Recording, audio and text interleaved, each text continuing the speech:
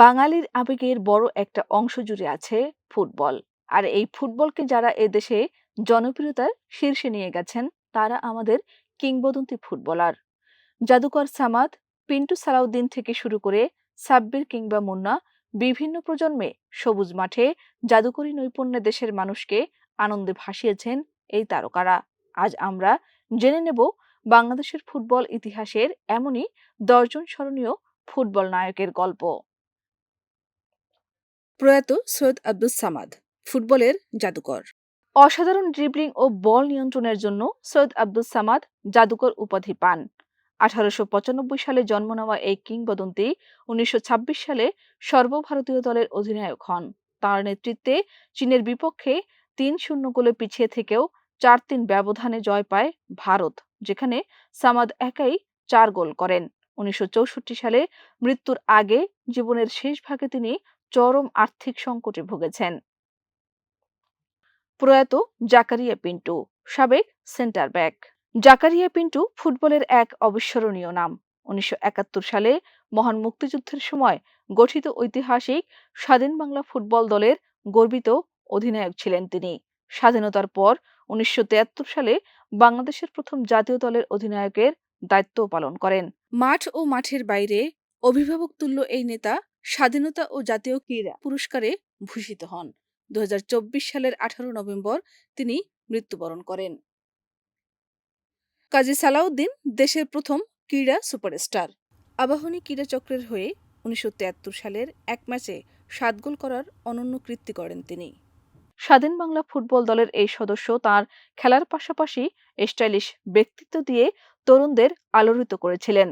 খেলোয়াড়ি জীবন শেষে তিনি সফল কোচ, সংগঠক এবং দীর্ঘ 16 বছর বাংলাদেশ ফুটবল ফেডারেশনের সভাপতির দায়িত্ব পালন করেন। আব্দুল গাফফার, সাবেক তারকা ফরোয়ার্ড। 70 ও 80-র দশকের জনপ্রিয় ফুটবলার আব্দুল গাফফার মোহামেডান ও আবাহনীর হয়ে 5টি লিগ শিরোপা জয়ের বিরল নজির করেন। জাতীয় দলের সাবেক এই তারকা 1999 সালে সাফ গেমস স্বর্ণজয়ী দলের ম্যানেজার ছিলেন। 2012 সালে জাতীয় ক্রীড়া পুরস্কারপ্রাপ্ত এই ব্যক্তিত্ব ক্রীড়া সংগঠক হিসেবেও কাজ করেছেন। আশরাফ উদ্দিন আহমেদ চুন্নু, সাবেক তারকা স্ট্রাইকার। আশরাফ উদ্দিন আহমেদ চুন্নু জাতীয় দলের সর্বকালের অন্যতম সেরা গোলদাতা। আবাহনীর হয়ে টানা 14 মৌসুম খেলা এই স্ট্রাইকার দেশের হয়ে 50 ম্যাচে 17টি গোল করেন। 1983 সালে নেপালের বিপক্ষে দেশের প্রথম আন্তর্জাতিক হ্যাট্রিক এবং 1985 সালে ভারতের বিপক্ষে দেশের প্রথম বিশ্বকাপ বাছাই পর্বের গোলটি আসে তার পা থেকেই। ফুটবলে অবদানের জন্য 1996 সালে তিনি জাতীয় ক্রীড়া পুরস্কার পান। শেখ মোহাম্মদ আসলাম, সাবেক তারকা স্ট্রাইকার। 80 ও 90 দশকে দেশের ফুটবলে গোলের অন্য নাম ছিল শেখ মোহাম্মদ আসলাম। আবাহনী ও মোহামেডানের জার্সিতে 3 শতাধিক গোলের মালিক এই কিংবদন্তি দেশের সফলতম স্ট্রাইকার। 1983 সালের মার্দেইকা কাপে শক্তিশালী আর্জেন্টিনা একাদশের বিপক্ষে তার গোলটি ফুটবল ইতিহাসে স্মরণীয় হয়ে আছে। মাঠের অদম্য এই লড়াকু সৈনিক 2000 সালে জাতীয় ক্রীড়া পুরস্কারে ভূষিত হন। কায়সার হামিদ, সাবেক তারকা ডিফেন্ডার। কায়সার হামিদ দেশের ফুটবল ইতিহাসের অন্যতম সেরা নির্ভরযোগ্য সেন্টার ব্যাক। প্রখ্যাত দাবারু রানী হামিদের এই সন্তান তার পুরো ক্লাব ক্যারিয়ার কাটিয়েছেন ঐতিহ্যবাহী ঢাকা মোহামেডানে। 1985 সালে ইন্দোনেশিয়ার বিপক্ষে বিশ্বকাপ বাছাই পর্বের আন্তর্জাতিক অভিষেকেই গোল করে দলকে জেতান তিনি। 1993 সাল পর্যন্ত জাতীয় দলে খেলা এই ফুটবলার 2003 সালে জাতীয় ক্রীড়া পুরস্কার লাভ করেন। সৈয়দ রুম্মান বিন ওয়ালি সাব্বির, সাবেক তারকা ফরোয়ার্ড।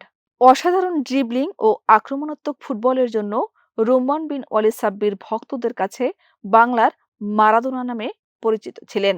1985 সালে ক্যারিয়ার শুরু করে দীর্ঘ সময় ঢাকা মোহামেডানের হয়ে মাঠ কাঁপান এবং 3টি শিরোপা জেতেন। ভারতের কলকাতা মোহামেডানেও খেলেছেন তিনি। 1989 সালে জাতীয় দলে অভিষেক হওয়া এই সৃজনশীল ফরওয়ার্ড ফুটবল প্রেমীদের কাছে এক চিরস্মরণীয় নাম। প্রয়াত মোনেম মুন্না, সাবেক তারকা ডিফেন্ডার। বাংলাদেশের ফুটবলের সোনালী যুগের মহানায়ক মোনেম মুন্না, যিনি রক্ষণের দৃঢ়তায় কিংব্যাক নামে পরিচিত ছিলেন। 1992 সালে আবাহনীর সঙ্গে তৎকালীন রেকর্ড 20 লাখ টাকার চুক্তি করে দেশ জুড়ে আলোড়ন তোলেন তিনি। 1995 সালে তার অধিনায়কত্বেই বাংলাদেশ প্রথম কোনো আন্তর্জাতিক ট্রফি জয়ের স্বাদ পায়। 2005 সালে মাত্র 39 বছর বয়সে এই কিংবদন্তি পৃথিবীর মায়া ত্যাগ করেন। আমিনুল হক সাবেক তারকা গোলকিপার।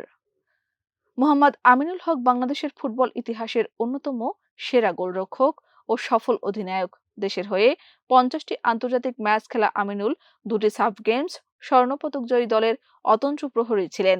বিশেষ করে মুক্তিযোদ্ধা সংসদের হয়ে তার পারফরম্যান্স ছিল দুর্দান্ত। খেলোয়াড়ী জীবন শেষে তিনি রাজনীতিতে যোগ দেন এবং বর্তমানে যুব ও ক্রীড়া প্রতিমন্ত্রী হিসেবে দায়িত্ব পালন করছেন।